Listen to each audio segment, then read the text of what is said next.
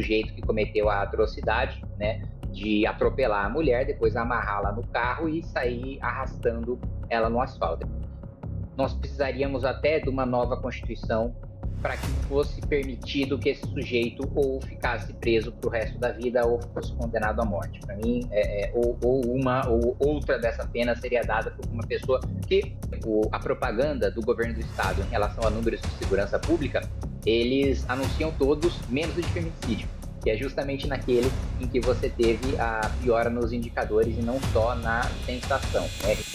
Público, então, a minha avaliação também abriria espaço por meio da reforma previdenciária e, por fim, reforçando também, barrando todos os projetos e revogando os já aprovados em relação a penduricalhos, privilégios, indenizações indevidas para o Ministério Público, para a Defensoria Pública, para o Judiciário, Tribunal de Justiça de São Paulo, e para os procuradores também do Estado, para as carreiras jurídicas do Estado. Agora, deputado, tem um outro problema muito grave e o Estado de São Paulo está no topo dessa lista, que é a violência contra a mulher. Eu me lembro que há 4 anos nós fizemos sabatina com os pré-candidatos, Sabino também estava comigo naquela oportunidade, aos pré-candidatos do governo de São Paulo. Eu tive a oportunidade, inclusive, de representar a Band News TV e fazer pergunta aos candidatos no debate aqui na Band.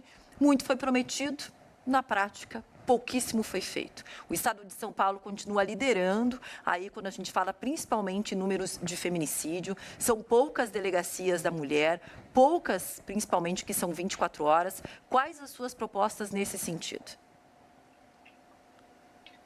Você está correta, né? Quando a gente vê a propaganda do governo do Estado em relação a números de segurança pública, eles anunciam todos menos o de feminicídio, que é justamente naquele em que você teve a piora nos indicadores e não só na sensação, né? A gente vê cada vez mais notícias de feminicídio acontecendo, não só de feminicídio. Eu me lembro de um caso muito, eu vou dizer emblemático para não falar uma palavra que o horário não permite, mas do sujeito que cometeu a atrocidade, né, de atropelar a mulher, depois amarrá-la no carro e sair arrastando ela no asfalto. É uma cena bastante chocante. A minha avaliação, e me permita fugir um pouquinho da discussão do governo do Estado nesse sentido, nós precisaríamos até de uma nova Constituição para que fosse permitido que esse sujeito ou ficasse preso para o resto da vida ou fosse condenado à morte. Para mim, ou uma ou outra dessa pena seria dada por uma pessoa que a prisão, né, temporária, né, ela parte de um pressuposto de que aquele sujeito é capaz de se recuperar e voltar para o convívio social. Um homem que faz uma coisa dessas não é capaz de se recuperar, não está em condições de conviver na sociedade, né? A pena tem a função de punir, tem a função de afastar da sociedade e tem a função, para aqueles que possuem capacidade para isso, de ressocializar. Nesse caso, na minha avaliação, não há ressocialização. Mas, vindo aqui para o governo do Estado, eu acredito que existem iniciativas de municípios que podem ser replicadas. Inclusive, aliás, eu lia o livro que vocês fizeram do Band Cidades, né, com a análise de indicadores e com a premiação que é promovida por vocês, e um dos aspectos interessantes que alguns municípios adotam bom, uma das funções das guardas municipais já é fazer a patrulha Maria da Penha, né? Eu acredito que falta efetivo para fazer essa patrulha, porque o tempo de resposta hoje não é satisfatório. Muitas vezes, quando chega a força policial, já é tarde demais, né? Ou a mulher já morreu, ou já sofreu um crime sexual, ou já foi torturada, né? E a gente quer, mais do que punir um crime capaz de cometer uma atrocidade dessa, nós queremos impedir que o crime aconteça, ou ao menos, né, interromper a execução o mais rápido possível. E hoje existe, e esse é mais um projeto que eu trabalho aqui dentro da Câmara, existe uma limitação para quantos guardas municipais os municípios podem contratar de acordo com a sua população. E existem, e eu conversava isso com o secretário de Segurança do município de São Caetano.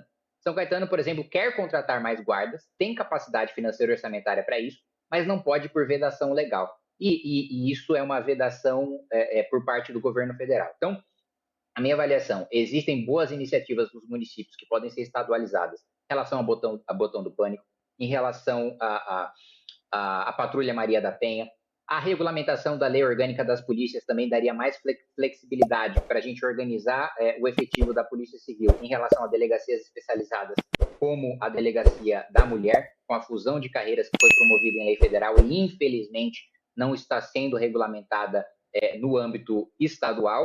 E, ao mesmo tempo, eu acredito que iniciativas como você ter ali o botão de pânico no ônibus, né, num lugar em que você, geralmente as mulheres ficam mais vulneráveis, né, em locais mais... E eu também sou um dos adeptos, né, da teoria das janelas quebradas digamos assim, um curioso em relação ao estudo da economia do crime de Gary Becker, de entender também que existe um papel de zeladoria dentro da segurança pública, de que o criminoso ele é como um rato, ele gosta de lugar sem iluminação, sujo e vazio. Então, o máximo que a gente puder dar vida para os locais públicos, o máximo que a gente puder, e entra nesse sentido programas de habitação, programas de zeladoria urbana, programas de iluminação pública, tudo isso integrada para a gente impedir os crimes especialmente cometidos contra as mulheres, que são aqueles que nós temos os piores indicadores, mas isso melhora a segurança pública de maneira geral. E só para fechar,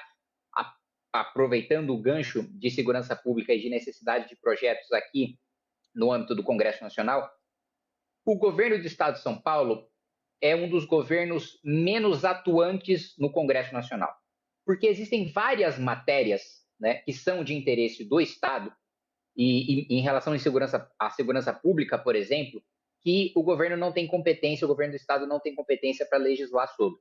Só que os outros governadores frequentemente mobilizam as suas bancadas estaduais para aprovar projetos de seu interesse. São Paulo não. São Paulo existe um vazio de articulação política em Brasília e nós somos a maior bancada, nós somos em 70 deputados. E existem matérias de interesse do Estado que, da mesma maneira que eu voto, o PSOL vota, o PT vota e o PL vota, em razão do interesse do Estado. E eu vejo isso em muitas votações orçamentárias. Mas só para puxar um gancho em relação à segurança pública, também existem questões, como, por exemplo, de apoio de estruturação de delegacias especializadas, que passam por legislação federal e a articulação do governo do Estado. E isso não vem do governo Tarcísio, isso já vem dos vários governos tucanos também, é pífia aqui dentro do Congresso Nacional. Deputado, o senhor uma vez disse que política é guerra. O senhor acha mesmo isso? O senhor continua com esse pensamento? Como conciliar esse pensamento com a cadeira de governador?